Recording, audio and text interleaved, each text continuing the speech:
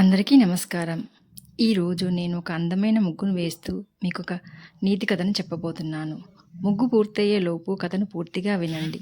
ఈ కథలోని నీతి మీ జీవితంలో తప్పకుండా ఉపయోగపడుతుంది. మరి ఆలస్యం ఎందుకు? కథలోకి వెళ్దామా?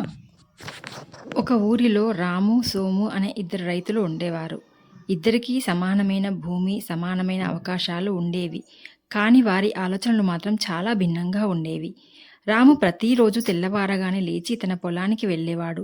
భూమిని దున్నడం, కలుపు తీయడం, నీరు పెట్టడం, మొక్కలను జాగ్రత్తగా చూసుకోవడం చేసేవాడు. కష్టం చేస్తే ఫలితం తప్పకుండా వస్తుంది అతని నమ్మకం.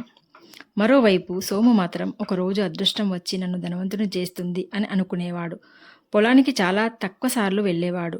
పని చేయకుండా ఎక్కువ సమయం చెట్ట కింద కూర్చొని కళ్ళు కనేవాడు. ఒకరోజు గ్రామానికి ఒక వృద్ధుడు వచ్చాడు. అతను ఇద్దరు రైతులకు ఒకే రకమైన విత్తనాలు ఇచ్చి, ఇవి చాలా విలువైన విత్తనాలు, జాగ్రత్తగా పెంచితే మంచి పంట వస్తుంది అని చెప్పాడు. రాము ఆ విత్తనాలను వెంటనే తన పొలంలో నాటి ప్రతిరోజు శ్రద్ధగా చూసుకున్నాడు. కానీ సోము ఇవి మామూలు విత్తనాలే అయి ఉంటాయి, రేపు నాటుతాను అని వాయిదా వేస్తూ ఉండిపోయాడు. రోజులు గడిచాయి. విత్తనాలు అలాగే ఇంట్లోనే ఉండిపోయాయి. కొన్ని నెలల తర్వాత రాము పొలం పచ్చగా మారింది. మొక్కలు బాగా పెరిగి అద్భుతమైన పంట వచ్చింది. గ్రామస్తులు అందరూ అతన్ని ప్రశంసించారు.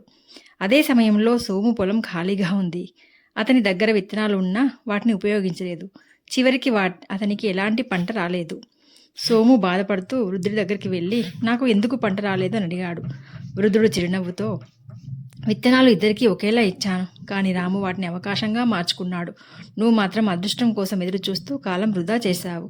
అవకాశం వచ్చినప్పుడు దాన్ని ఉపయోగించే వారికే విజయం దక్కుతుంది అని చెప్పాడు. ఆ మాటలు సోముకు బాగా అర్థమయ్యాయి. అప్పటి నుంచి అతను కష్టపడి పనిచేయడం ప్రారంభించాడు. ఇందులో నీతి ఏమిటంటే, అదృష్టం కోసం ఎదురు చూడకండి. వచ్చిన అవకాశాన్ని కష్టంతో ఉపయోగించుకోండి. విజయం మీ వెంట వస్తుంది. నా ఈ ముగ్గును ఓపికతో చూసినందుకు ధన్యవాదములు. మీకు ఈ ముగ్గు నచ్చినట్లయితే కామెంట్ రూపంలో తెలియజేయండి. మరియు నీతి కథ కూడా ఎలా ఉందో నాకు కామెంట్ రూపంలో తెలియజేయండి. ఈ ముగ్గు నచ్చినట్లయితే మీ ఫ్రెండ్స్కి అందరికీ షేర్ చేయండి, లైక్ చేయండి, సబ్స్క్రైబ్ చేసుకోండి. Thank you.